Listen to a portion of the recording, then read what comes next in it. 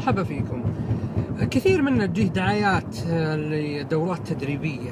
الإشكالية هنا الإشكالية في الأشخاص اللي يقدمون الدورات، يعني مثلا يا كثرهم اللي يقدمون دورات عن النجاح، لكن في واقع الأمر هو نفسه ما هو ناجح. يا كثرهم اللي يقدمون دورات عن العلاقات الزوجية وكيف تكون كويس وهو حياته الزوجية ملخبطة.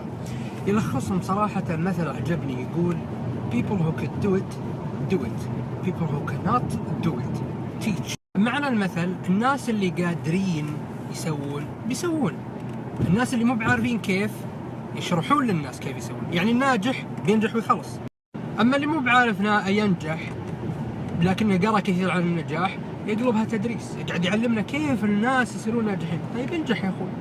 انا صراحة اعتب عليهم من جهة وانبهكم انتم منهم من جهة.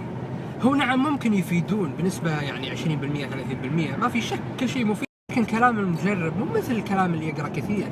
يعني مثلا في واحد يعلن في تويتر انه يتكلم عن كيف تربي ابنائك، ما عنده اطفال.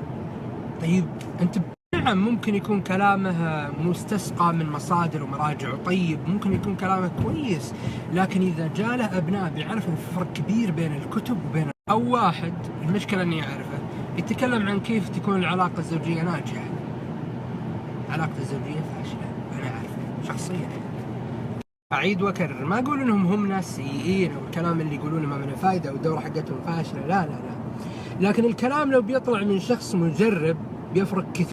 لذلك اللي راحوا دورات واللي قرأوا كتب كثيره عن مجال معين يكتشفون ان كلام مكرر وبدون اي فائده، كله مثاليات ما له معنى حقيقي. الكلام حقهم ما يأثر كثير لانه مبني على نظريات، كلام كتب، ما هو مبني على واقع. في فرق كبير بين التجربه وبين القرايه.